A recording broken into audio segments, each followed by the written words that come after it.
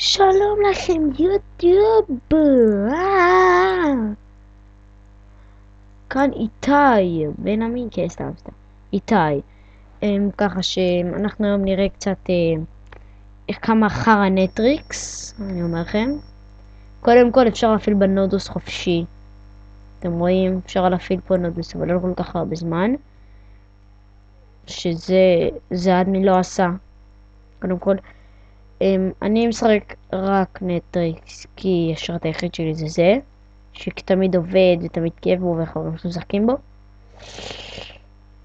אם למישהו שרת אז בבקשה אני אפרסם לו את השרת פה ביוטיוב, וחוץ מזה אני סטיב עכשיו כי יש בעיה בשרת, אז מי ששם אותי אדמין בשרת אני אפרסם לו את השרת.